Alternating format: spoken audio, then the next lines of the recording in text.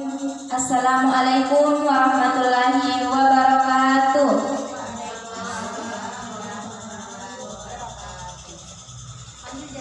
Selamat siang dan salam sejahtera. Yang terhormat Kepala Sekolah UPTD SDN 35 Baru, yang saya hormati Ibu Guru UPTD SDN 35 Baru. Alhamdulillahirabbil alamin, wassalatu wassalamu ala asrafil anbiya'i wal mursalin wa ala alihi wa sahbihi ajmain, amma ba'd. Puji syukur kita panjatkan kehadirat Allah Subhanahu wa taala yang telah melimpahkan rahmat dan karunia-Nya pada kita, sehingga pada siang hari ini kita semua dapat berkumpul dalam acara diseminasi menyebarkan pemahaman dan penerapan budaya positif pada tanggal 11 Juni 2024 dalam keadaan sehat walafiat. Salawat serta salam tak lupa pula kita kirimkan kepada Nabi Muhammad SAW. Bapak Ibu yang saya hormati, perkenankanlah saya menyampaikan susunan acara pada hari ini. Acara pertama, pembukaan. Acara kedua, menyanyikan lagu Indonesia Raya. Acara ketiga, penutup inti. Dan acara keempat, penutup. Ibu guru yang saya hormati, marilah kita membuka acara ini dengan membaca basmalah. Bismillahirrahmanirrahim. Acara kedua, menyanyikan lagu Indonesia Raya. Hadirin dimohon berdiri.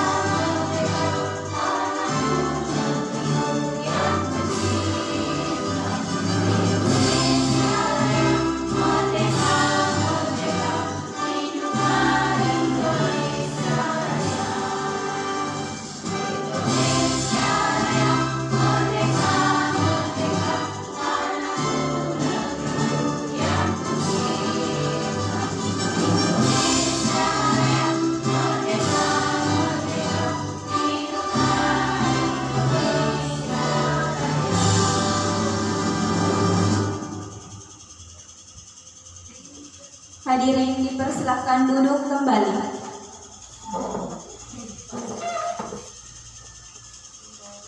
Selanjutnya acara inti yang akan disampaikan oleh Ibu Husnaini SPDI GR, calon guru penggerak angkatan 10 Kabupaten Baru dari UPTD SD Negeri 35 Baru.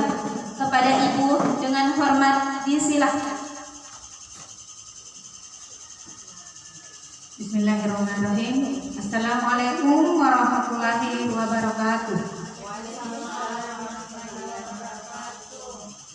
Alhamdulillahirabbil alamin wa bihi nasta'in ala umur dunya waddin, wassalatu wassalamu ala sayyidina wa habibina Muhammad sallallahu alaihi wasallam. Alhamdulillah, hari ini kita patut bersyukur kepada Allah Subhanahu wa taala yang mana senantiasa memberikan nikmat, kesehatan, dan kesempatan sehingga pada hari ini kita masih sempat hadir dalam pertemuan hari ini. Tak lupa pula kita kirimkan salam dan kasih kepada junjungan kita kekasih Allah Nabi Muhammad SAW. Insya Allah di hari kiamat akan memberikan syafaatnya kepada kita semua. Amin. Baik, hari ini saya akan menyebarkan pemahaman dan penerapan budaya positif. Jadi hari ini adalah kegiatan diseminasi atau kegiatan untuk menyebarkan apa yang saya peroleh dari PGP, Pendidikan Guru Penggerak, untuk dibagikan kepada rekan-rekan sekalian. Baik, saya pindah ke depan.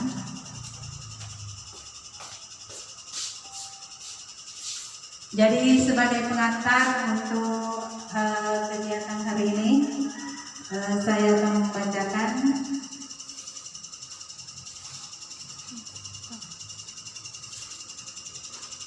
pengantar dari Bapak Ki Hajar Dewantara yang mengatakan bahwa konsep pendidikan menurut beliau adalah melibatkan pengakuan akan pentingnya budaya dan lingkungan positif di sekolah yang menempatkan murid sebagai fokus utama.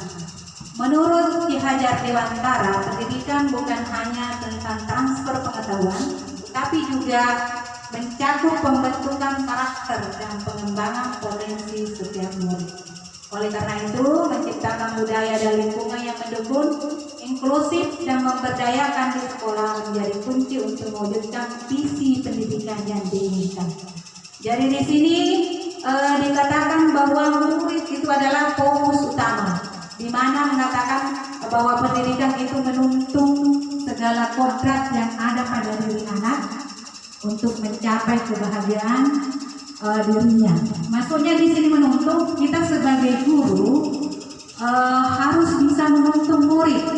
Jadi diibaratkan seorang guru itu adalah seorang petani atau pekebun, sedangkan murid itu adalah padinya.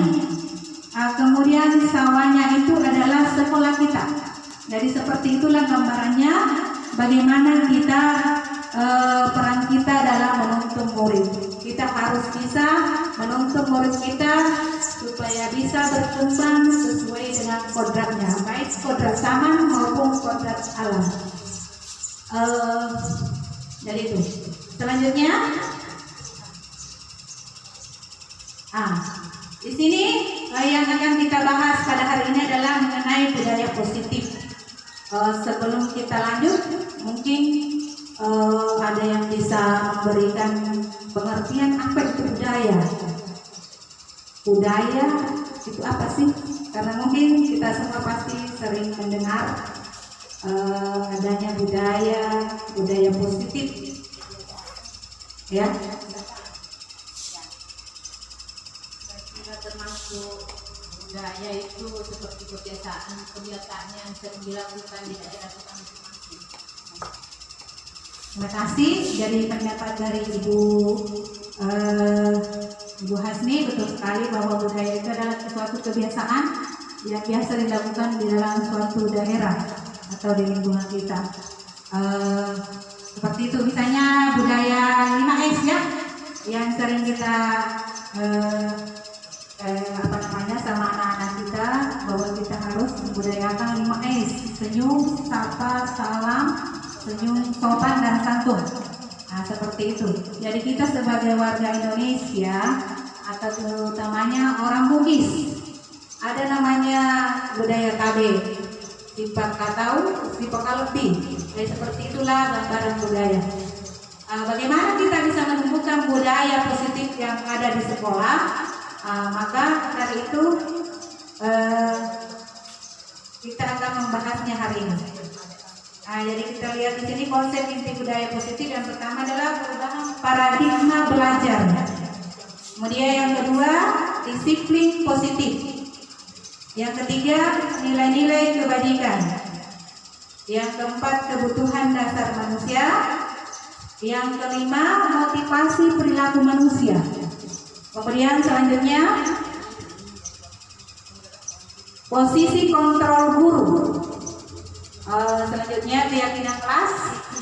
Dan yang terakhir adalah segitiga restitusi. Jadi kedelapan konsep inti dari budaya positif ini insya Allah akan kita bahas hari ini. Yang pertama adalah pembelajaran dengan paradigma baru.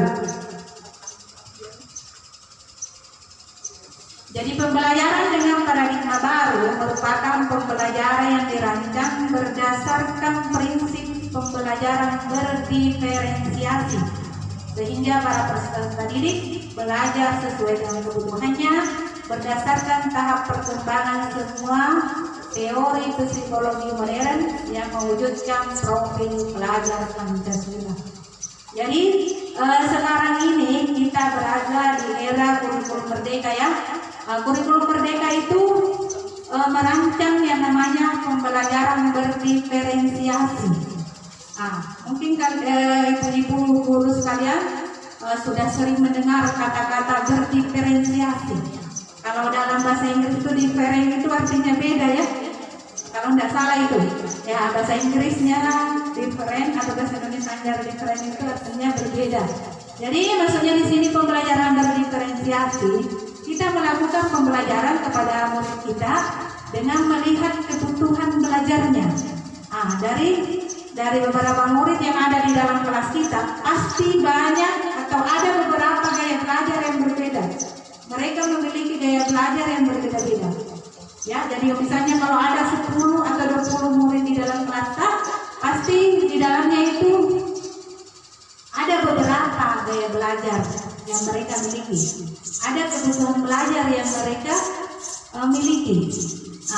Contohnya seperti ada anak-anak yang gaya belajarnya visual, sukanya menggambar misalnya. Ada juga yang auditori, sukanya mendengar atau bercerita. Ada anak-anak yang tidak suka menulis tapi suka bercerita. Ada juga yang suka menggambar. Kemudian ada juga yang kinestetik namanya. Dia sukanya yang praktek saja. Dia tidak suka menggambar atau bercerita. Tapi kalau dia disuruh melakukan suatu cepat, seperti itulah gaya belajar anak-anak kita. Jadi bagaimana kita memperlakukan anak-anak itu sesuai dengan kebutuhan belajarnya. Seperti itulah gambaran dari pembelajaran diferensiasi. Jadi ini gambaran dari diferensiasi ini dalam rangka mewujudkan profil pelajar Pancasila. Yang kita kenal itu ada 6 dimensi. Ada beriman, bertakwa kepada Tuhan Yang Maha Esa, dan berakhlak mulia, kemudian mandiri, bernalar kritis, kreatif, bergotong royong, dan berkebinekaan global. Oke, selanjutnya. Ini dari 6 dimensi profil pelajar Pancasila, kita lihat yang pertama, beriman bertakwa kepada Tuhan Yang Maha Esa dan berakhlak mulia itu di dalamnya ada beberapa elemen. Yang pertama adalah akhlak beragama. Ya, bagaimana anak-anak itu taat beribadah kepada Allah atau melakukan kegiatan-kegiatan keagamaan. Itu yang pertama. Yang kedua, akhlak pribadi. Bagaimana sopan santunnya anak-anak. Kemudian yang ketiga, akhlak kepada sesama manusia. Ini sosialnya. Selanjutnya akhlak kepada alam. Bagaimana anak-anak kita memperlakukan atau melihat lingkungan sekitarnya. Ya. Kemudian akhlak bernegara. Ya. Selanjutnya mandiri. Ini dimensi yang kedua, mandiri, yaitu pemahaman diri dan situasi atau regulasi diri. Maksudnya di sini mandiri itu bagaimana seorang murid itu bisa belajar sesuai dengan motivasi dirinya sendiri. Maksudnya dia belajar bukan karena disuruh, tapi memang dari dalam dirinya sendiri dia mau melakukan itu. Jadi ada motivasi intrinsik dari dalam dirinya untuk belajar mandiri. Seperti itu. Selanjutnya bernalar kritis. Ini maksudnya adalah memperoleh dan memproses informasi dan gagasan atau menganalisa dan mengevaluasi penalaran dan merefleksi dan mengevaluasi pemikirannya sendiri. Jadi biasanya ini anak yang bernalar krisis itu suka bertanya sesuatu yang tidak diketahui. Misalnya dalam pembelajaran itu sering mengajukan pertanyaan, tidak malu-malu seperti itu. Selanjutnya kreatif. Bagaimana itu kreatif? Ya, kreatif ini gambarannya menghasilkan gagasan yang orisinal, menghasilkan karya dan tindakan yang orisinal, kemudian memiliki keluasan berpikir dalam mencari alternatif solusi permasalahan. Jadi kalau dimensi kreatif ini kita bisa lihat dari bagaimana anak-anak kita atau murid-murid kita itu membuat sesuatu yang baru, misalnya menciptakan sesuatu sesuai dengan gagasannya sendiri. Misalnya dikasih tugas membuat sesuatu misalnya dari bahan-bahan bekas atau dari benda-benda yang tidak digunakan lagi. Bagaimana caranya mereka bisa kreatif dengan menghasilkan sesuatu yang baru, atau membuat media pembelajaran melalui media teknologi, itu semua kreatif. Kemudian bergotong royong. Kalau gotong royong di sini adanya kolaborasi dan kepedulian antara sesama murid atau kepada orang lain. Berkolaborasi, contohnya di sini di dalam diskusi kelompok itu bisa terlihat adanya kolaborasi atau kerjasama dalam menyelesaikan suatu tugas. Selanjutnya adalah berkebinekaan global. Maksudnya di sini adalah elemennya ini mengenal dan menghargai budaya, komunikasi dan interaksi antar budaya, kemudian refleksi dan tanggung jawab terhadap pengalaman kebinekaan. Dan terakhir keadilan sosial. Maksudnya di sini berkebinekaan global ini terkait dengan budaya di negara kita. Budayanya orang Bugis dengan orang Jawa pasti berbeda ya.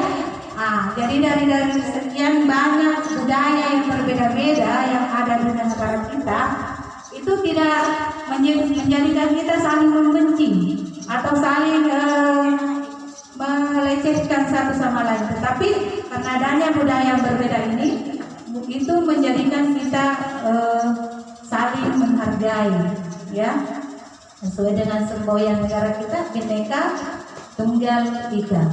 Jadi berkebinekaan global. Oke. Selanjutnya miskonsepsi tentang teori kontrol. Jadi ini mengenai teori kontrol itu terkadang kita sebagai guru sering salah paham atau mengatakan bahwa kita sebagai guru itu bisa mengontrol murid. Memang dalam kenyataannya kita memang bisa mengontrol murid, tetapi sebenarnya kita tidak boleh memaksakan kehendak kita dalam menuntut kata-kata yang lebih tepat itu sebenarnya bukan mengontrol tapi menuntut. Kita diharuskan bisa menuntun, karena bagaimanapun kondisi murid kitalah yang bisa mengarahkan dan menuntun keberhasilannya. Dicontohkan tadi oleh Bapak Hajar Dewantara bahwa murid itu ibaratkan seperti padi. Bagaimana padi itu bisa tumbuh itu tergantung dari petaninya. Petaninya itu adalah gurunya. Jadi meskipun misalnya bibit padinya subur, tapi kalau tidak pernah kena air atau tidak pernah dipupuk, maka padi itu tidak akan tumbuh dengan baik. Sama halnya kalau misalnya sebaliknya, padinya kurang bagus bibitnya, tapi sering dipupuk, diperhatikan, dipelihara, airnya bagus, maka tanaman padi itu akan menjadi padi yang subur, tanaman yang subur. Jadi seperti itulah gambarannya bagaimana perilaku kita sebagai guru untuk dapat menuntun murid kita menjadi bibit-bibit unggul ke depannya. Oke. Selanjutnya, ilusi bahwa semua penguatan positif, efektif dan bermanfaat. Jadi terkadang itu penguatan maksudnya di sini mungkin kita pernah menjanjikan suatu penghargaan kepada murid kita apabila berhasil melakukan sesuatu. Misalnya, kalau kamu benar semua saya kasih hadiah. Seperti itu. Ternyata memberikan penghargaan kepada murid itu kadang membuat sesuatu menyebabkan anak tidak termotivasi oleh dirinya sendiri, tapi dia termotivasi karena adanya hadiah itu. Jadi bukan motivasi dari dalam dirinya, padahal yang mau ditemukan di sini adalah motivasi dari dalam dirinya atau motivasi internalnya. Kemudian ilusi yang ketiga, ilusi bahwa kritik dan membuat rasa bersalah mampu menguatkan karakter. Terkadang kita kalau menghadapi murid itu, misalnya mereka berbuat salah, kita kritik sampai habis-habisan, sampai anak itu merasa sangat bersalah dan merasa terpojok. Ternyata hal itu bisa menurunkan mereka bukan semakin kuat karakternya, malahan mereka bisa down atau mereka tidak akan melakukan atau merasa dendam dalam dirinya kalau dia terlalu dipojokkan. Selanjutnya ilusi bahwa orang dewasa berhak memaksa. Jadi ini kita sebagai guru atau sebagai orang dewasa itu tidak boleh memaksakan kehendak kita kepada murid kita. Jadi itu mudah-mudahan hal ini tidak kita lakukan. Kemudian selanjutnya mengubah paradigma stimulus respon ke pendekatan teori kontrol. Jadi menurut stimulus respon, realitas atau kebutuhan kita sama. Jadi itu. Jadi kalau selama ini kita beranggapan bahwa semua anak itu kebutuhan belajarnya sama, maka mulai sekarang kita harus berubah mengubah mindset kita bahwa kebutuhan murid kita itu berbeda-beda. Jadi kebutuhan belajarnya berbeda-beda. Mereka membutuhkan cara atau strategi yang sesuai dengan minat dan profil belajarnya. Kemudian yang kedua, semua orang melihat hal yang sama. Kalau menurut teori kontrol, setiap orang memiliki gambaran berbeda. Seperti ini. Kemudian yang ketiga, kita mencoba mengubah orang agar berpandangan sama dengan kita. Kalau menurut teori kontrol, kita berusaha memahami pandangan orang lain tentang dunia. Jadi intinya di sini, pandangan orang dengan pandangan kita itu pasti berbeda, tidak ada yang sama. Ya, jadi dalam memandang suatu masalah, kita pasti berbeda pandangan dengan orang lain. Sama halnya dengan anak-anak kita. Kalau misalnya mereka mengalami suatu masalah, maka masalahnya itu mungkin kita bisa tahu atau kita bisa carikan solusi berdasarkan masalah yang dihadapinya. Ya, misalnya saja, contohnya anak-anak yang sering terlambat ke sekolah, kita tidak bisa langsung bilang ini anak malas, tapi kita harus mencari penyebabnya dulu. Kenapa dia terlambat ke sekolah? Karena mungkin keadaannya di rumah, misalnya kalau pagi harus bantu ibunya dulu.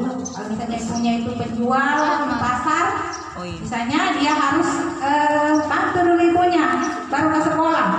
Jadi itu yang menyebabkan dia terlambat ke sekolah. Jadi kita harus tahu dulu alasannya, kita harus cari tahu dulu. Selanjutnya, perilaku buruk dilihat dari suatu kesalahan sebagai suatu kesalahan. Kalau menurut teori kontrol, semua perilaku memiliki tujuan. Jadi semua perilaku murid kita itu harus kita tahu dan kita carikan solusinya. Selanjutnya, orang lain bisa mengontrol saya. Itu anggapan dari stimulus respon. Kalau menurut teori kontrol, hanya Anda yang bisa mengontrol diri Anda. Jadi hanya kita sendiri. Sesuai dengan kurikulum yang sedang digaungkan oleh Bapak Menteri, yaitu Menteri Merdeka Belajar. merdeka itu sebenarnya bukan bebas sebebas-bebasnya, tetapi merdeka itu pengertiannya adalah bagaimana kita bisa mengontrol diri kita sendiri. Nah itu bagaimana kita bisa memerintah diri kita sendiri, bukan kita melakukan sesuatu karena mau diperintah, karena adanya perintah dari orang lain, tetapi kita melakukan itu karena dari diri kita sendiri, dari kesadaran diri kita sendiri. Selanjutnya, pemaksaan ada pada saat kunjungan gagal. Menurut teori kontrol, kolaborasi dan konsensus menciptakan pilihan-pilihan baru. Jadi, ini beberapa paradigma yang harus kita ubah. Selanjutnya, disiplin positif. Jadi kita masuk ke disiplin positif. Apa itu disiplin positif? Kita lihat di sini, disiplin berasal dari kata disiplina yang artinya belajar. Jadi disiplin itu mengacu pada disiplin diri yang memiliki tanggung jawab terhadap apa yang dilakukannya berdasarkan nilai-nilai yang diyakininya. Jadi seperti yang saya katakan tadi, bahwa disiplin itu bukan karena adanya aturan yang mengatur kita, tapi disiplin itu karena adanya nilai-nilai yang kita yakini. Nanti kita akan bahas bagaimana membuat nilai-nilai yang diyakini. Jadi itu intinya.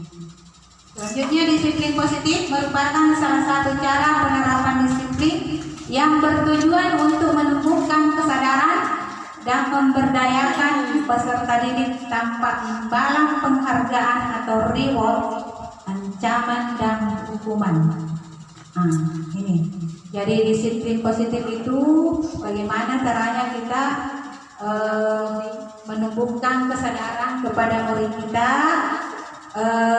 kesadaran dari dalam dirinya sendiri tanpa adanya paksaan atau tanpa adanya hukuman dan penghargaan. Jadi mereka akan disiplin karena mereka sadar bahwa itu penting bagi dirinya, bukan karena adanya hukuman dari ibu guru atau karena adanya janji-janji atau hadiah yang akan diberikan kemudian dia mau melakukan.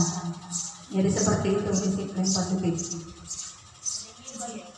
Kemudian sebagai pendiri, tujuan kita adalah menciptakan peserta didik yang memiliki disiplin diri sehingga mereka berperilaku mengacu pada nilai-nilai kebajikan universal dan memiliki motivasi intrinsik dalam perubahan perilaku ke arah yang lebih baik.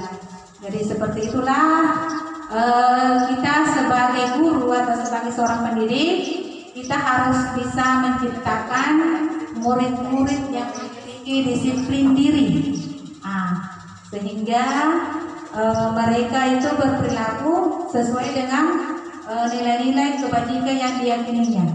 Jadi mereka sudah yakin dalam dirinya bahwa nilai-nilai itu harus mereka lakukan, bukan lagi karena adanya hukuman, ancaman ataupun dari hadiah dari ibu guru. Selanjutnya, nilai-nilai kebajikan. Di sini nilai-nilai kebajikan adalah sifat-sifat positif manusia yang merupakan tujuan mulia yang ingin dicapai setiap individu. Jadi ini sifat-sifat positif manusia yang ingin dicapai setiap individu. Nilai-nilai tersebut bersifat universal dan lintas bahasa, suku bangsa, agama maupun latar belakang. Jadi nilai-nilai kebajikan inilah yang harus kita tanamkan di dalam diri murid kita, bagaimana mereka menyadari dirinya, bukan lagi karena adanya paksaan dari luar, tapi mereka sadar sendiri apa yang harus dilakukan. Itu. Selanjutnya di sini ada beberapa nilai-nilai kebajikan menurut beberapa organisasi. Yang pertama ini menurut profil pelajar Pancasila, beriman dan bertakwa kepada Tuhan Yang Maha Esa dan pada mulia, kemudian berkebinekaan global, gotong royong, mandiri mandiri, kreatif, dan bernalar kritis. Ini nilai-nilai yang harus ditanamkan kepada murid kita. Kemudian yang kedua ada nilai dari IPO, Primary Yes Program. Jadi ini sebuah organisasi. Nilai-nilai yang mau dikembangkan di situ adalah toleransi, rasa hormat, integritas, mandiri, menghargai, antusias, empati, keingintahuan, kreativitas, kerjasama, percaya diri, dan komitmen. Selanjutnya dari keterampilan hidup atau life skill. Nilai-nilai kebajikannya adalah dapat dipercaya, lurus hati, mendengar yang aktif, tidak merendahkan orang lain, dan memberikan yang terbaik dari diri. Jadi inilah beberapa nilai-nilai kebajikan yang perlu kita tanamkan kepada murid kita. Selanjutnya kebutuhan dasar manusia. Jadi ada beberapa kebutuhan dasar manusia yang menyebabkan kita melakukan sesuatu. Jadi kebutuhan dasar manusia adalah segala sesuatu yang kita lakukan untuk mendapatkan apa yang kita inginkan. Jadi seluruh tindakan yang kita lakukan memiliki tujuan tertentu, dan semua usaha terbaik yang kita lakukan adalah dalam rangka agar kebutuhan dasar kita terpenuhi dengan baik. Jadi sesuatu tindakan atau sesuatu yang kita lakukan itu pasti memiliki tujuan. Ada kebutuhan dasar yang ingin kita penuhi. Di sini ada 5 kebutuhan dasar dari manusia. Yang pertama adalah bertahan hidup.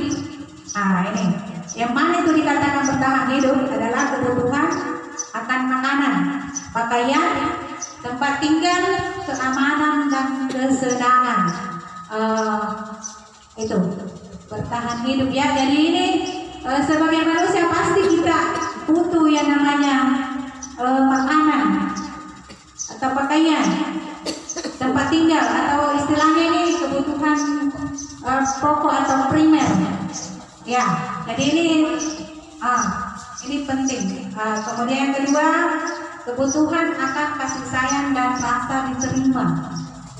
Ya, jadi biasa seperti juga murid kita. Mereka mungkin melakukan kesalahan, tapi kenapa dia lakukan itu? Karena ingin memenuhi salah satu dari kebutuhannya. Mungkin dari bertahan hidupnya atau kasih sayangnya yang kurang, atau ingin merasa diterima. Ini kita lihat dulu kasih sayang dan merasa diterima itu rasa diterima, dipedulikan, berbagi, kerjasama, atau menjadi kelompok, bagian dari kelompok. Itu. Kemudian yang ketiga adalah kebutuhan akan penguasaan. Yang mana itu penguasaan? Itu artinya yang termasuk di sini adalah harga diri kita, keinginan atau untuk dianggap memimpin, berprestasi, diakui, dan didengar. Selanjutnya kebutuhan dasar yang keempat adalah kebebasan. Kita membutuhkan kebebasan. Yang mana itu adalah mandiri, memiliki pilihan, mencoba hal yang baru, dan mampu mengendalikan arah dirinya. Jadi ini kebutuhan dasar yang membuat kita melakukan sesuatu. Kemudian yang kelima adalah kesenangan, kebutuhan akan kesenangan. Yang mana itu yang dikatakan kesenangan adalah kebutuhan akan bermain, humor, antusiasme, dan tertawa. Jadi saya pernah membagikan itu kuesioner mengenai kebutuhan dasar tak.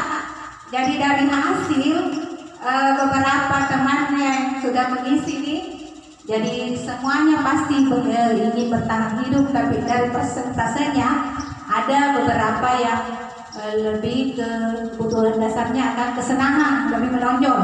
Ada juga dia menonjol ke kebutuhan dasar akan penguasaan. Ya, ada juga yang kebebasan, kasih sayang dan rasa diterima, dan pastinya bertahan hidup juga. Ya, jadi kelima kebutuhan dasar ini pasti semua memilikinya ya, tapi ada yang lebih prioritas, ada yang tidak. Selanjutnya motivasi perilaku manusia. Jadi ini yang memotivasi tindakan kita. Ada 3 motivasi yang membuat kita melakukan sesuatu. Yang pertama itu untuk menghindari ketidaknyamanan atau untuk menghindari hukuman. Ya, jadi kalau motivasi ini mungkin motivasinya karena adanya dorongan dari luar, karena takut misalnya dimarahi atau takut dihukum, akhirnya dia seperti itu. Jadi dia melakukan sesuatu karena takut dihukum. Itu motivasi yang pertama. Jadi ini termasuk motivasi ekstrinsik atau motivasi eksternal atau dari luar karena ada takutnya dihukum. Kemudian motivasi yang kedua adalah untuk mendapatkan imbalan atau penghargaan dari orang lain. Jadi ini motivasi yang kedua, dia melakukan sesuatu karena ingin dapat hadiah atau dapat penghargaan dari orang lain. Seandainya tidak ada mungkin imbalannya, mungkin dia tidak mau melakukan. Jadi motivasinya dari luar juga, masih motivasi ekstrinsik atau motivasi eksternal. Ya, seperti itu. Kalau untuk mendapatkan sertifikat, tujuannya misalnya mendapat, berarti motivasinya masih motivasi dari luar atau ekstrinsik. Kemudian yang ketiga adalah motivasi untuk menjadi orang yang mereka inginkan dan menghargai diri sendiri dengan nilai-nilai yang mereka percaya. Jadi inilah yang ketiga ini yang kita harapkan bisa tertanam di dalam diri kita. Kita melakukan sesuatu karena kita mau menghargai diri kita sendiri, bukan karena takut dihukum atau merasa tidak enak sama orang atau karena ingin mendapatkan penghargaan dari orang lain. Tetapi yang terbaik itu adalah kita melakukan sesuatu karena memang mau menghargai diri kita sendiri. Kita percaya nilai-nilai itu harus kita lakukan atau kita miliki. Jadi inilah motivasi intrinsik namanya, motivasi dari dalam diri kita sendiri. Jadi kita bertindak melakukan sesuatu karena ada dorongan dari dalam diri kita sendiri. Selanjutnya, setujukah Bapak atau Ibu dengan pernyataan ini? Iya, setujukah ibu-ibu karena kebetulan bapak-bapaknya tidak ada. Oke. Statement yang pertama, hukuman dapat mendisiplinkan anak. Setujukah ibu-ibu? Setuju. Berarti masih ekstrinsik ya. Kemudian yang kedua, pemberian hukuman dengan hal positif seperti membaca atau membersihkan halaman sekolah dapat meningkatkan disiplin anak. Oke, setuju Bapak dan Ibu guru? Setuju, oke. Kita lihat lagi pernyataan yang ketiga, memberi penghargaan dapat meningkatkan motivasi belajar anak. Kadang setuju. Ya, itu nih. Yang ini sebenarnya ketiga statement ini memang kadang bisa kita lakukan, tapi ada dampaknya. Ya, misalnya kita kasih hukuman. Mungkin seketika itu mereka akan berhenti melakukannya, tetapi di dalam diri anak akan tertanam yang namanya rasa dendam. Itu hukuman tidak selamanya memukul. Iya. Hukuman itu ada tergantung dari permasalahan. Ada pernyataan. Mungkin di sini masuknya hukuman berbentuk fisik, Bu Wali. Ya, lebih ke hukuman fisik yang dimaksud di sini. Hukuman fisik. Jadi apakah hukuman fisik itu dapat mendisiplinkan anak? Seperti itu maksudnya. Hukuman fisik itu. Ya. Ya.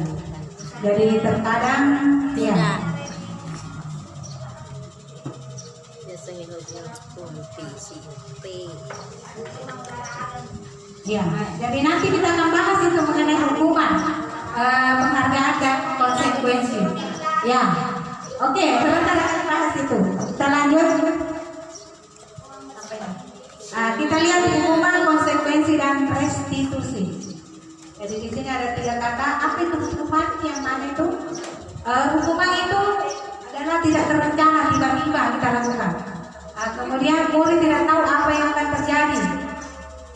Selanjutnya bersifat satu arah, kemudian berupa hukuman fisik dan psikis.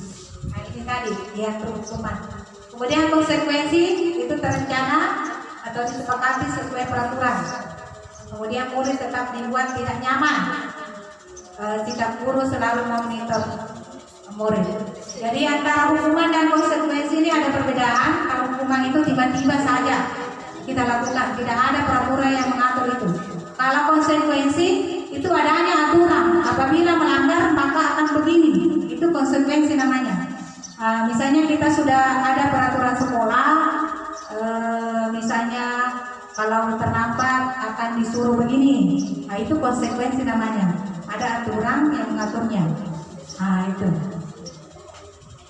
Ya sama itu. Misalnya ada denda, nah, itu juga konsekuensi kalau memang sebelumnya ada aturan yang mengatur seperti itu. Misalnya kalau tidak kerjakan PR, itu konsekuensi namanya.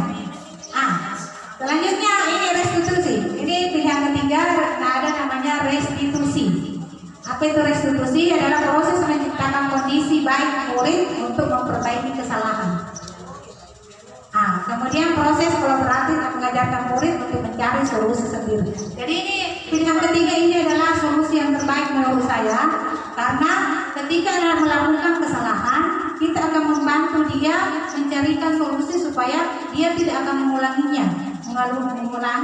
perbuatan salahnya, dan dia akan menyadari bahwa apa yang dilakukan itu memang salah dan tidak boleh dilakukan. Jadi inilah yang harus kita terapkan kepada anak-anak kita. Jadi bukan cuma langsung menghukum, tapi kita harus mengadakan restitusi. Kita lihat posisi kontrol seorang guru. Jadi di sini ada 5 posisi kontrol guru. Yang pertama sebagai penghukum. Nanti kita lihat ini, ya. Kemudian yang kedua adalah sebagai pembuat rasa bersalah. Yang ketiga sebagai teman. Kemudian selanjutnya sebagai pemantau. Dan yang kelima adalah sebagai manajer. Jadi dari kelima posisi kontrol ini nanti kita akan bahas satu-satu bagaimana itu yang namanya guru sebagai penghukum, guru sebagai pembuat rasa bersalah, kemudian guru sebagai teman, guru sebagai pemantau, dan guru sebagai manajer. Sini saya akan coba berikan satu kasus. Kasusnya adalah tidak memakai atribut lengkap saat upacara bendera. Ini contoh kasus ya. Kita akan menghadapinya dengan memakai teori kontrol. Teori kontrol yang pertama sebagai penghukum. Jadi ketika kita sebagai penghukum, maka yang dilakukan adalah disuruh hormat. Misalnya disuruh hormat pada bendera selama 1 jam. Itu dihukum. Anak-anak dihukum hormat kepada bendera selama 1 jam. Jadi berupa hukuman fisik, ya, termasuk hukuman fisik ini. Jadi itu kalau sebagai penghukum. Sekarang sebagai pembuat rasa bersalah. Kalau sebagai pembuat rasa bersalah, biasanya guru mengatakan, berapa kali ibu kasih tahu kamu selalu mengecewakan ibu. Ini. Jadi ada kata-kata yang bagaimana menyudutkan anak-anak kita, merasa mereka bersalah. Ya, itu. Kemudian yang ketiga adalah posisi kontrol sebagai teman. Ketika kita sebagai teman, maka yang diucapkan, ayo dong ikuti aturan sekolah, tolong bantu ibu sekali ini saja. Ya sudah, tidak apa-apa, lain kali jangan begitu lagi ya. Itu posisinya sebagai teman. Jadi ini. Kemudian yang keempat adalah sebagai pemantau. Bagaimana itu guru yang sebagai pemantau? Jadi dari respon gurunya, kamu sudah melanggar peraturan sekolah, kamu tahu konsekuensinya. Setelah upacara, kamu melihat atributnya di koperasi dan jangan diulangi. Jadi ini pemantau. Jadi kalau pemantau itu ada hubungan antara kesalahan dan konsekuensi. Dia ada aturan yang mengaturnya. kemudian apabila melanggar maka harus melakukan konsekuensi. Kemudian yang terakhir adalah sebagai manajer. Nah, apa yang ditanyakan di sini? Apakah kamu tahu kesalahanmu? Kira-kira bagaimana kamu memperbaiki kesalahanmu? Jadi sebagai manajer ini kita mencari tahu apa alasannya mereka melakukan kesalahan itu, kemudian mencari solusi untuk memperbaiki kesalahan yang telah dilakukan. Jadi membantu murid mencarikan solusi. Oke, sekarang kita lihat di sini posisi kontrol. Apakah aku? Saya kecewa sekali sama kamu. Kira-kira ini posisi kontrol apa? Kalau kita mengatakan saya kecewa sekali sama kamu, apakah penghukum, pembuat rasa bersalah, atau sebagai teman, atau sebagai pemantau, atau sebagai manajer? Menurut ibu? Sebagai saya kecewa sekali sama. Yang pertama tadi penghukum, yang kedua pembuat merasa bersalah, yang ketiga sebagai teman, kemudian pemantau. Ya, saya kecewa sekali sama kamu. Pembuat rasa bersalah. Ya, betul. Jadi ini kalau dia mengatakan saya kecewa sekali sama kamu, ya, itu. Sekarang kita lihat yang kedua. Kasusnya misalnya kita mengatakan kamu tidak pernah benar melakukannya.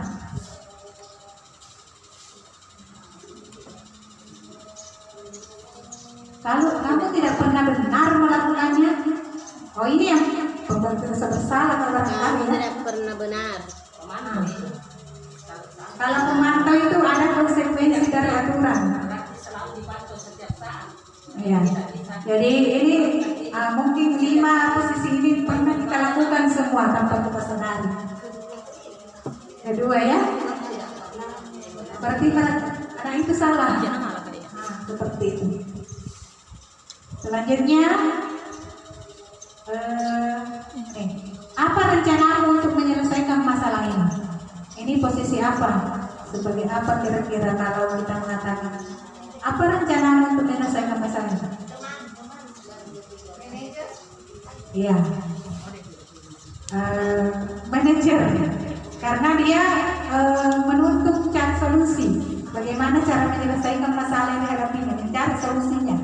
Bos, Ya. manajer. Jadi misalnya kalau salah begini, bagaimana caranya memperbaiki? Ya, Apa yang harus kamu lakukan supaya bisa ini? saya manajer. Supaya mereka sadar dengan kesalahannya. Selanjutnya posisi kontrol apakah aku? Ayolah lakukan demi Bapak. Wah ini sebagai teman. Iya, terlalu apa namanya sama anak-anak. Jadi sebenarnya ada kekurangannya masing-masing ini. Kalau sebagai teman dia akan merasa dihinakan. Ya. Ya, jadi tidak baik juga sebenarnya kalau posisinya sebagai teman, karena mereka akan seenaknya melakukan bisa diulangi lagi karena kayak dimaafkan saja begitu satu kali berbuat, oke, kamu sudah begini, ya sudah duduklah. Nah, seperti itu jadi mereka akan keenakan. Jadi tidak boleh juga sering-sering sebagai teman. Kemudian selanjutnya posisi kontrol apakah aku? Kamu tidak pernah mendapat nilai jika tidak mengerjakan tugas. Ini tadi apa? Ada aturan yang mengaturnya. Kalau tidak kerja tugas berarti tidak dapat nilai. Berarti ini adalah posisi kontrol yang ada konsekuensinya. Ya. Yes, ya. Ya ini satu kasus, tapi bagaimana cara kita menyikapinya itu tergantung dari sebagai posisi kontrol apakah aku. Kalau kita jadi penghukum pasti disuruh itu tadi ada hukuman fisik, berarti kita adalah penghukum di sini posisinya. Kalau ini, kalau kamu tidak akan pernah mendapat nilai jika tidak mengerjakan tugas. Berarti ini adalah posisi kontrol sebagai pemantau. Ya, kalau tidak kerja tugas tidak dapat nilai. Jadi ada timbal baliknya. Oke, selanjutnya ada namanya keyakinan kelas. Mengapa keyakinan kelas? Bukan peraturan kelas. Jadi kalau didengar sepintas peraturan kelas dengan keyakinan itu apa ya? Ya, kalau selama ini mungkin kita kenalnya cuma peraturan kelas. Ya.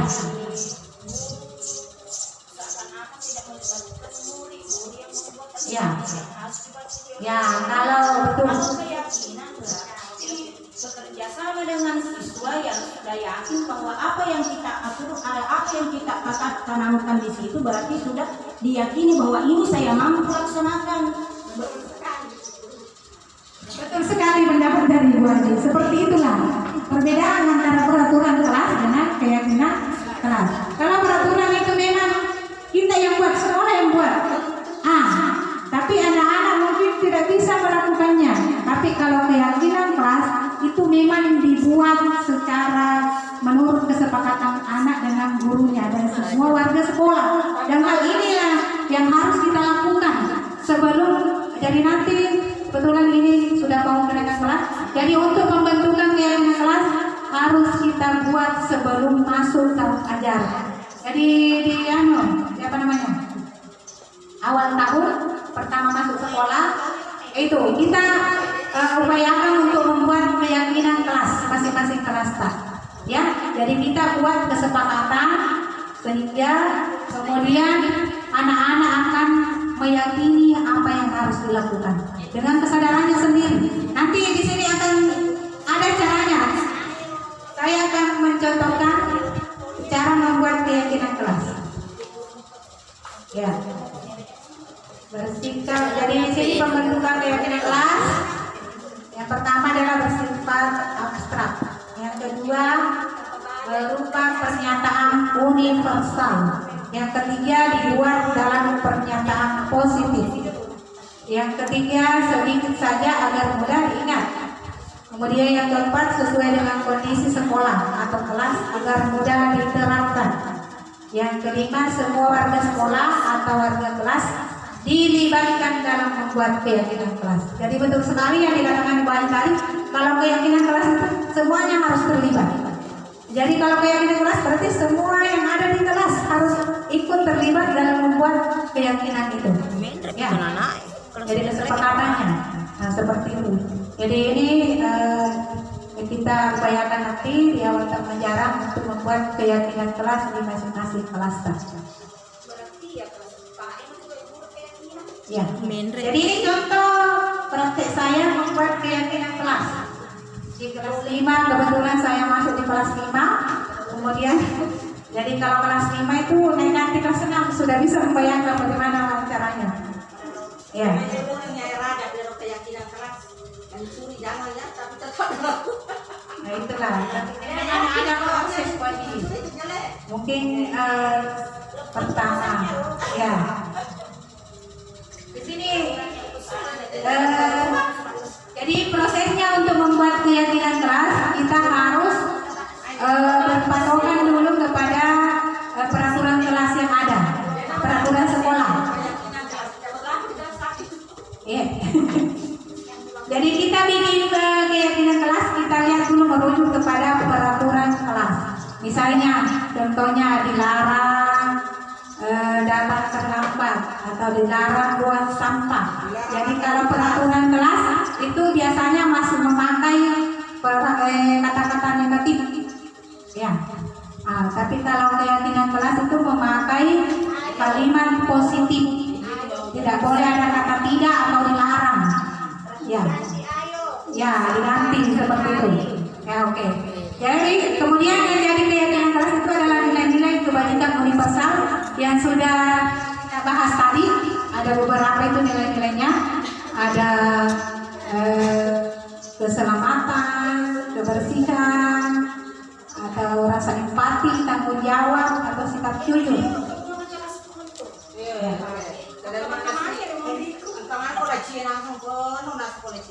Oke, jadi inilah hasil keyakinan kelas dari kesepakatan yang sudah saya dibuat dulu bersama kelas 5. Jadi dari hasilnya itu hadir tepat waktu, bekerja sama, jujur, saling menghormati, mengerjakan tugas tepat waktu, dan menjaga kebersihan. Nah, seperti itulah keyakinan kelas. Jadi ini disepakati dan ditandatangani oleh murid-murid kita. Jadi setelah sepakat, mereka disuruh tanda tangan. Sepakat dengan keyakinan yang sudah kita bikin, tanda tangan di sini sebagai bukti. Jadi nanti ada seperti itu prosesnya. Baru nanti hasilnya itu ditempel di dinding kelas. Hasilnya jadi supaya diingat terus, dilihat terus. Ini. Bocah ini masuk aja. Mereka sendiri yang tulis namanya, kemudian tanda tangan. Selanjutnya segitiga restitusi. Nah ini. Apa itu segitiga restitusi? Adalah suatu proses dialog yang dijalankan oleh guru agar dapat menghasilkan murid yang mandiri dan bertanggung jawab. Jadi di sini namanya segitiga berarti ada 3 langkah yang harus kita lakukan dalam yang pertama adalah menstabilkan identitas. Jadi dalam menghadapi suatu kasus kita terapkan ke segitiga restitusi. Yang pertama adalah menstabilkan identitas, yang kedua validasi tindakan yang salah, kemudian yang ketiga adalah menanyakan keyakinan. Nah, apa itu menstabilkan identitas? Nah, berdasarkan prinsip membuat kesalahan adalah bagian dari proses pembelajaran. Jadi dalam menstabilkan identitas itu yang pertama kita sudah lakukan, kita mengatakan kepada diri kita berbuat salah itu wajar, atau tidak ada manusia yang tidak pernah berbuat salah, atau tidak ada manusia yang sempurna. Bapak atau ibu guru juga pernah melakukan itu atau melakukan kesalahan yang sama. Atau kita mengatakan ibu tidak mau mencari siapa yang salah, tapi ibu ingin mencari solusi dari permasalahan ini. Nah itu, kamu berhak merasa begitu. Jadi ini beberapa kata-kata yang bisa kita ucapkan untuk menstabilkan identitas anak yang melakukan kesalahan supaya bisa bangkit dari kesalahannya. Kemudian yang kedua adalah validasi tindakan yang salah. Berdasarkan prinsip setiap perilaku berupaya memenuhi suatu kebutuhan tertentu. Jadi di sini kita harus validasi dulu tindakan apa yang sudah dilakukan oleh anak kita itu. Pasti dalam melakukan itu ada alasannya. Jadi kita cari tahu apa alasan kenapa anak kita itu atau murid kita itu melakukan kesalahan itu. Jadi kita tanya, kamu pasti punya alasan mengapa melakukan hal itu. Ya, seperti itu. Kemudian yang selanjutnya adalah menanyakan keyakinan.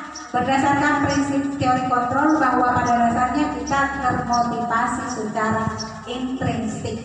Jadi setelah mengetahui alasannya, kemudian kita tanyakan, tahu tidak bahwa ada keyakinan kelas kita, ada nilai-nilai kita yang sudah disepakati. Kira-kira keyakinan apa yang sudah kamu langgar setelah melakukan kesalahan itu? Jadi anak-anak pasti akan kembali ke keyakinan kelasnya ketika melakukan pelanggaran atau melakukan kesalahan. Nah, kemudian ditanyakan lagi, kira-kira apa yang akan kamu lakukan untuk memperbaiki kesalahanmu?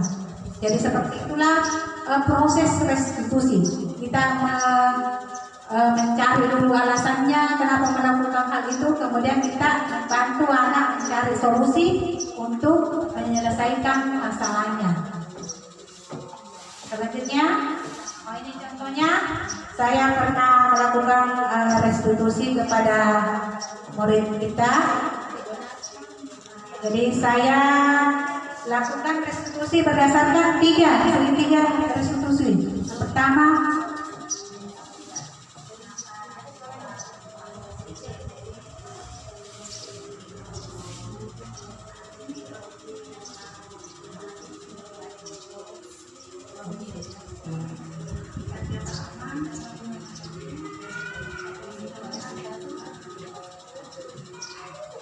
ini kasusnya dulu yang saya angkat nyontek, dia menyontek ketika lama kemudian saya dapat restitusi.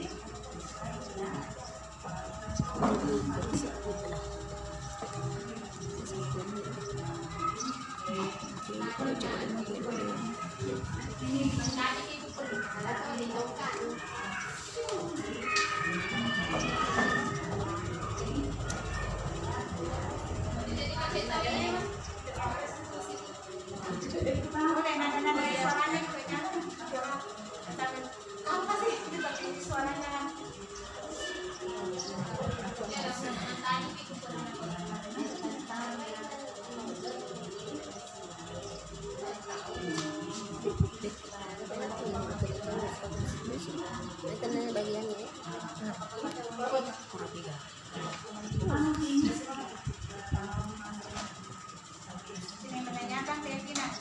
Yang saya tanyakan adalah keyakinan terakhir.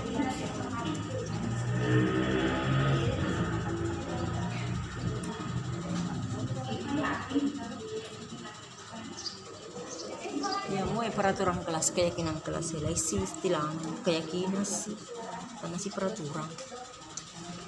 Aku dia naik pindah deh kedua.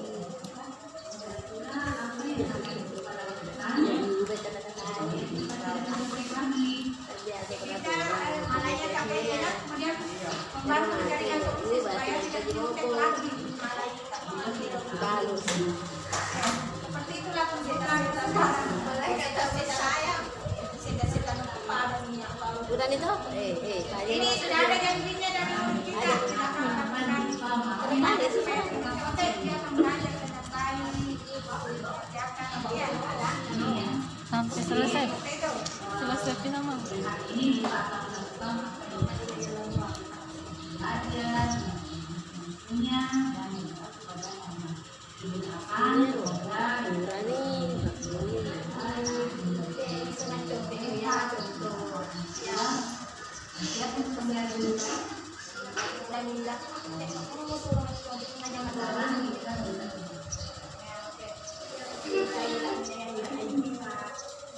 Oke, seperti itulah tadi proses segitiga.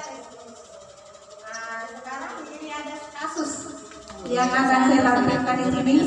Ibu Dani sedang menjelaskan pelajaran bahasa Inggris di papan tulis, namun beliau memperhatikan bahwa Fajar malah tidur-tiduran dan tampak acuh tak acuh dengan pelajarannya. Fajar coba jawab pertanyaan nomor 3. Maju ke depan. Kerjakan di papan tulis. Fajar pun tampak malas-malasan maju ke depan, dan sesampai di depan papan tulis, Fajar hanya diam terpaku sambil memegang buku bahasa Inggrisnya dan memainkan spidol di tangannya. Ayo Fajar, makanya jangan tidur-tiduran, lain kali perhatikan. Sudah sana duduk kembali. Kira-kira siapa yang bisa? Jadi kemudian Fajar pun kembali duduk di bangkunya. Hal seperti ini sudah seringkali terjadi pada Fajar. Seperti tidak memperhatikan, acuh tak acuh, dan nilainya pun tidak terlalu baik untuk pelajaran bahasa Inggris. Pada saat ditegur oleh Ibu Dani, Fajar hanya menjawab, tidak tahu Bu. Ibu Dani pun menjawab diri, gimana kamu Fajar? Kamu tidak kasihan sama ibu ya? Ibu sudah capek-capek mengajarkan kamu, tidak kasihan sama ibu. Dan Fajar pun diam membisu. Oke. Sekarang kalau dilihat tadi itu kasus yang saya bacakan tadi itu, kira-kira posisi kontrol apa yang dilakukan oleh Ibu Dani tadi? Ya, sebagai teman. Kira-kira apa dampaknya bagi anak kalau kita memposisikan diri kita sebagai teman saja?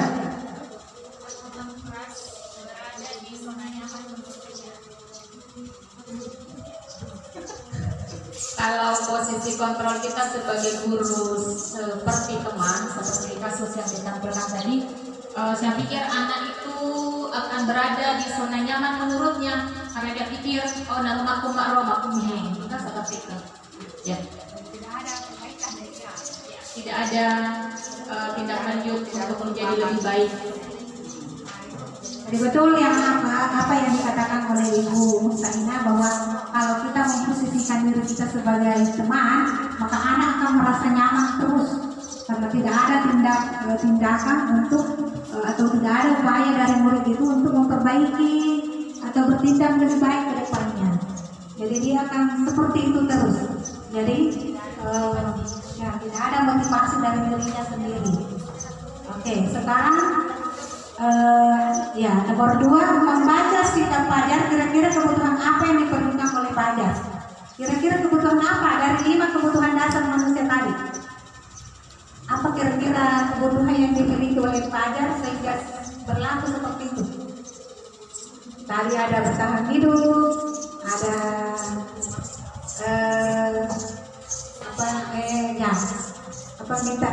istilahnya tadi mau diterima, merasa diterima atau membutuhkan kasih sayang dan diterima. Kemudian yang ketiga tadi apa?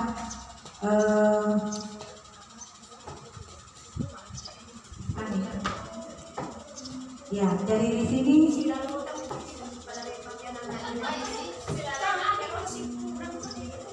ya seperti itulah manusia. Bukan ini. Kebutuhan dasar manusia itu kan ada 5 tadi. Ya. Ini bertahan hidup, kasih sayang dan diterima, penguasaan, kebebasan dan kesenangan.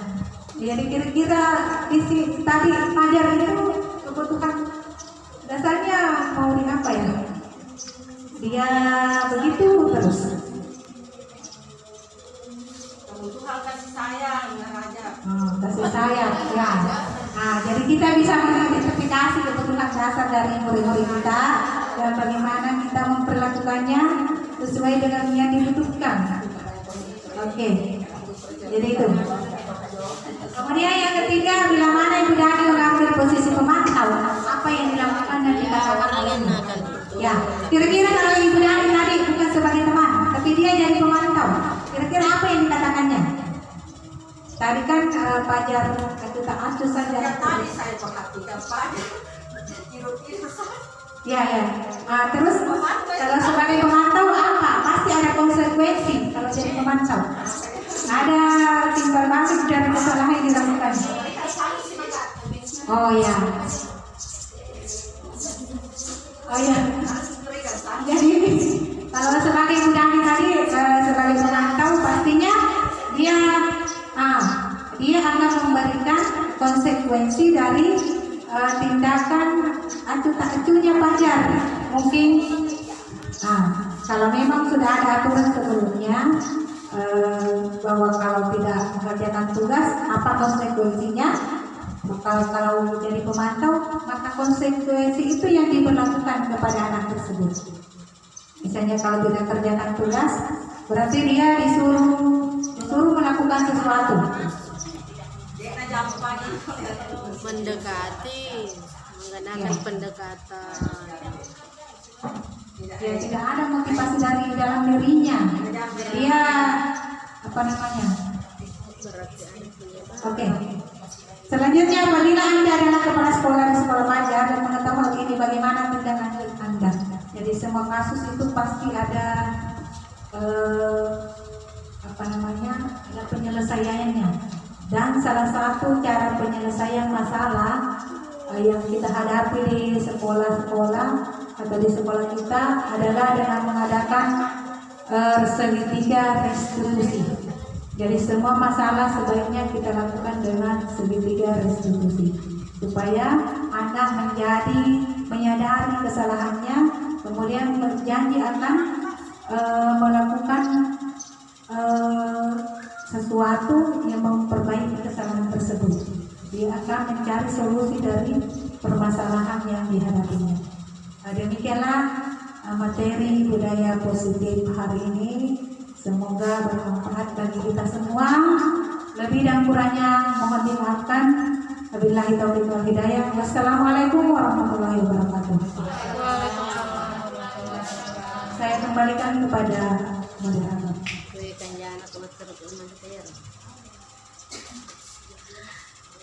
Itulah tadi pembahasan mengenai menyebarkan pemahaman dan penerapan budaya positif oleh Ibu Husnaini SPDI GR, calon guru penggerak angkatan 10 Kabupaten Baru dari UPTD SDN 35 Baru. Acara terakhir yaitu penutup. Marilah kita menutup acara ini dengan membaca hamdalah. Alhamdulillahirabbil alamin. Ibu guru yang saya hormati, terima kasih atas kehadiran dan perhatiannya. Saya sebagai pembawa acara memohon maaf apabila ada salah kata.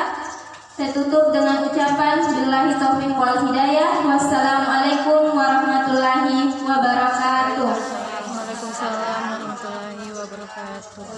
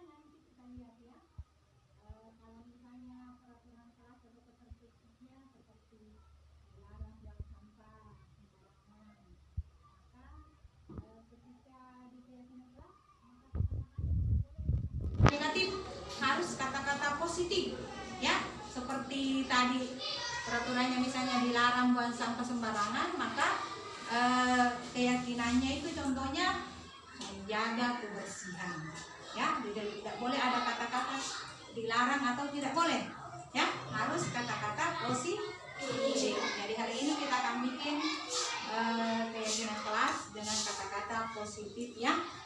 Nah, oke. Jadi keyakinan kelas ini adalah kesepakatan dari kita semua. Apa yang kita tulis nanti, yang kita sepakati itu harus kita yakini betul-betul akan dilakukan, ya. Seperti menjaga kebersihan atau menjaga kesehatan. Contohnya kalau menjaga kesehatan itu tidak makan minuman sembarangan atau minuman yang mengandung pengawet, gitu ya. Atau apa lagi? Misalnya contohnya tidak boleh menyontek. Kalau tidak boleh menyontek itu apa kira-kira keyakinannya? Keyakinan kelasnya. Kalau tidak boleh menyontek, sikap apa yang harus kita lakukan? Sikap percaya diri, apa lagi? Jujur, ya. Jadi jujur, sikap jujur itu bisa juga jadi keyakinan kelas. Apalagi misalnya tidak boleh datang terlambat, itu peraturan kelas, peraturan sekolah misalnya. Kalau keyakinan kelasnya apa kata-katanya? Datang tepat waktu. Datang tepat waktu atau disiplin. Apalagi misalnya itu contoh-contohnya, jadi ingat itu nanti kita akan menuliskan beberapa keyakinan kelas, tapi pakai kata-kata positif. Apalagi misalnya kalau berdiskusi, saling apa namanya, tidak boleh misalnya ada pendapatnya ini, baru ini juga ada pendapatnya, kalau pendapatnya ini mau didengar, tidak mau mendengarkan pendapat orang, apa namanya itu, saling apa namanya itu, saling menghormati. Contohnya seperti itu, ya. Jadi misalnya tidak boleh mau menang sendiri. Nah, itu saling menghormati kalau keyakinan tadi. Oke, sudah paham, ya? Jadi sebentar Ibu akan bagikan kertas. Nanti kertasnya itu kalian tulis di situ kira-kira keyakinan apa yang akan kalian maui di dalam kelas ini, khusus kelas tak, ya, karena keyakinan kelas tak mau dibikin, ya. Jadi apa yang kalian mau supaya kelas kita menjadi aman, nyaman ketika sedang belajar, seperti itu, ya. Jadi tidak boleh harus tidak boleh saling melihat, ya, kita sendiri apa yang kita yakini, kira-kira apa yang kita lakukan supaya kelas kita menjadi lebih nyaman dan menyenangkan ketika belajar. Oke, siap semua, ya? Nah, siap untuk menuliskan keyakinannya. Jadi ini ditulis di sini satu saja keyakinan satu orang. Nanti ditempel di atas. Ya, satu kata saja, satu kalimat untuk satu orang. Harus memakai kalimat positif, jangan pakai kalimat negatif. Contohnya tadi kalimat negatif kan tidak dilarang atau tidak boleh ya. Jangan pakai kata-kata yang tidak boleh atau dilarang, tapi pakai kalimat positif.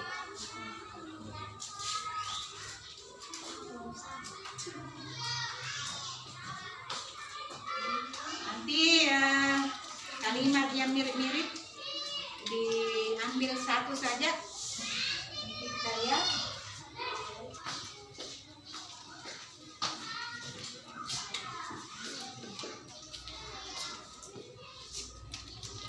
Ya, silakan tulis kalimat positif di situ. Keyakinan kelas yang kalian inginkan.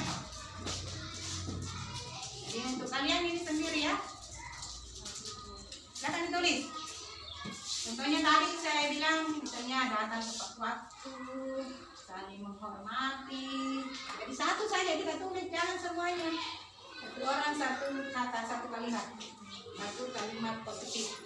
Ya, tulis. Kalau yang sudah selesai silakan tempel di atas. Ya, ya. Termasuk juga tadi kayak kalau tidak boleh menyontek, jangan tulis tidak boleh menyontek, tapi sikap jujur. Oke, silakan tulis. Tulis menyamping. Jadi mana tadi lemnya? Berarti tulis ke sini ya.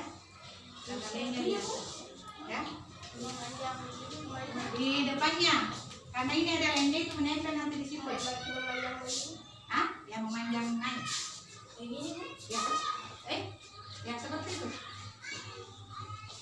Akan tulis yang selesai naikkan di atas, tempel di atas. Satu kalimat positif saja satu orang. Tapi ingat pakai kalimat positif ya, jangan kalimat negatif.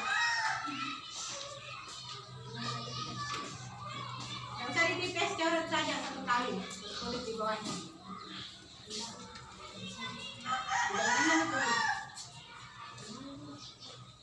Kalau lemnya di sini berarti ini ya. Nah, silakan. Nggak usah berpikir di apa namanya. Sudah, silakan tempel ya. Sudah langsung tempel.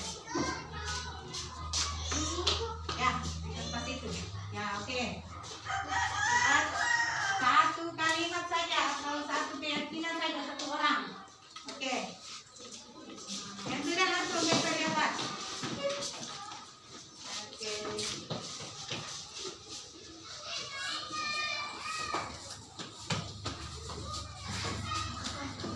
Ya, silakan dulu yang sudah ditempelkan keyakinannya. Oke. Jadi begini nanti ibu yang masuk. Ada lagi?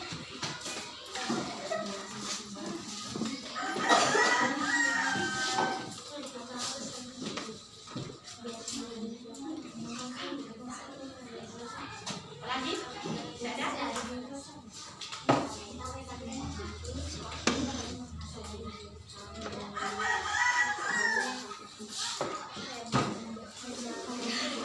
Gimana di sini? Jadi ini sudah ada semua ya? Di sana nih, di sana duduk. Ibu lihat dulu.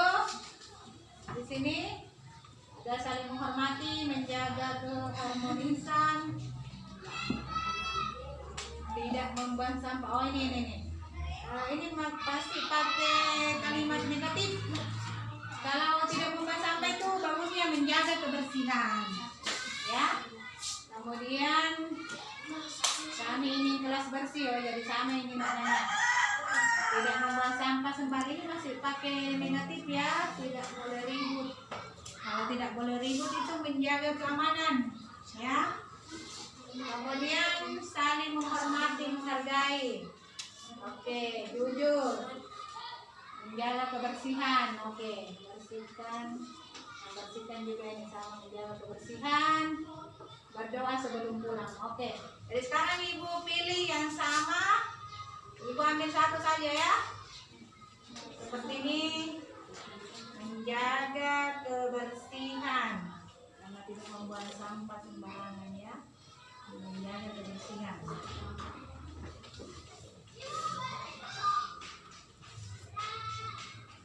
Ini menjaga keharmonisan sama dengan saling menghormati ya. Nah, jadi satu saja diambil. Menjaga kebersihan sama ini. Jadi saya pindahkan yang diambil yang di atas saja ya. Jujur, jangan sikap jujur. Berdoa sebelum pulang. Jadi ibu mungkin bisa di sini berdoa sebelum dan sesudah belajar. Oke. Jadi dari beberapa di sini yang ibu lihat, kita ambil 5 ya. Kita ambil 5 kesepakatan keyakinan kelas. Karena ini sama gini. Saling menghormati yang masuk di sini. Tidak membuang sampah, masuk di menjaga kebersihan. Ini juga mau gelas bersih, menjaga kebersihan. Nah ini menjaga membersihkan gelas ketika tiket, menjaga kebersihan juga. Sama. Membuang sampah. Jadi ini bisa mungkin diganti. Menjaga. Jadi 5 saja ya. Nah, jadi ada 5 di sini keyakinan kelas kita. Karena yang ibu ambil di sini sama intinya ya. Nah, ibu kan bacakan di sini.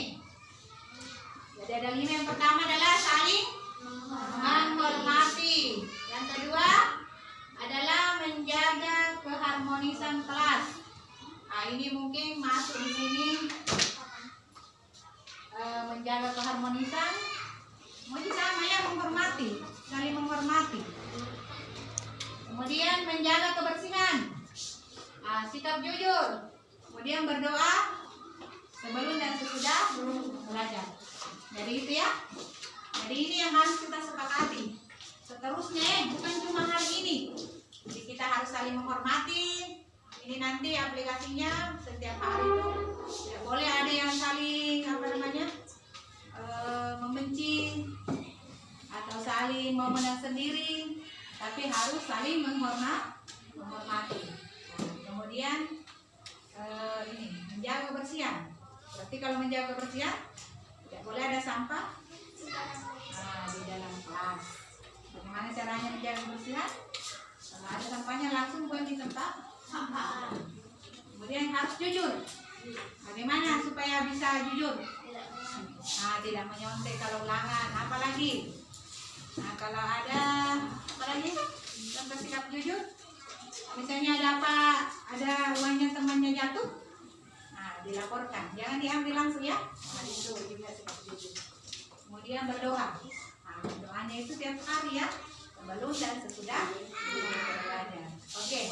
Supaya kesepakatan kita ini kita ingat terus dan kita yakini, kita lakukan bersama, maka ibu akan minta tanda tangannya sebagai bukti bahwa kalian sudah sepakat dengan keyakinan kelas yang kalian bikin sendiri ya.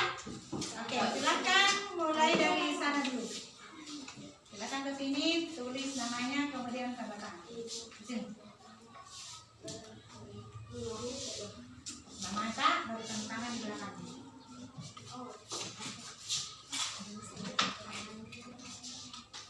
Nah, siapa lagi? Datang.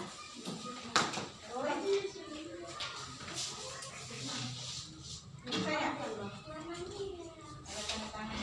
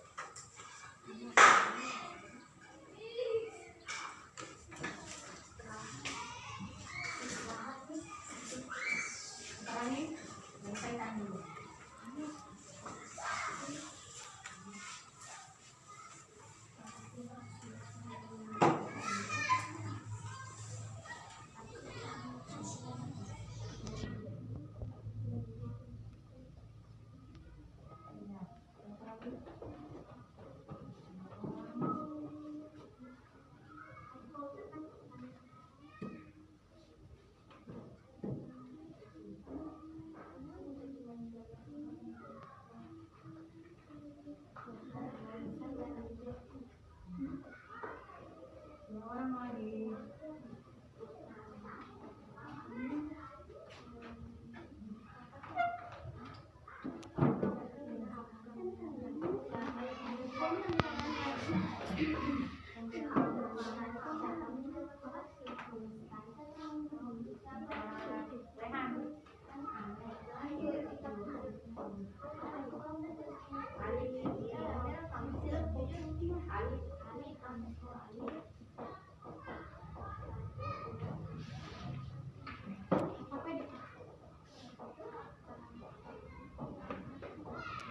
Oke. Baiklah. Jadi sekarang kita sudah sepakat ya dengan apa yang kita yakini di keyakinan kelas kita ini ya, yang sudah disepakati.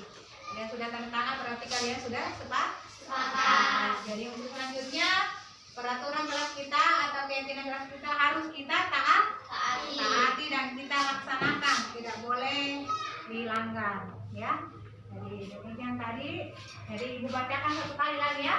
Keyakinan kelas kita adalah saling menghormati. Jadi kalian harus saling menghormati, kemudian menjaga kebersihan kelas, kemudian menjaga sikap jujur, kemudian berdoa sebelum dan sesudah belajar. Nah, itulah keyakinan kelas kita. Mudah-mudahan bisa dilaksanakan dengan baik. Nah, demikian. Assalamualaikum warahmatullahi wabarakatuh. Waalaikumsalam warahmatullahi wabarakatuh. Assalamualaikum warahmatullahi wabarakatuh. Saya Dipa, siswa kelas 5 UPTD SDN 35 Baru. Bagaimana perasaan kamu saat membuat keyakinan kelas? Saya sangat senang, Apakah menurutmu pembuatan keyakinan kelas penting dilakukan? sangat penting Menurutmu, mengapa pembuatan keyakinan kelas sangat penting dilakukan? agar kita disiplin. Makasih. Wassalamualaikum warahmatullahi wabarakatuh.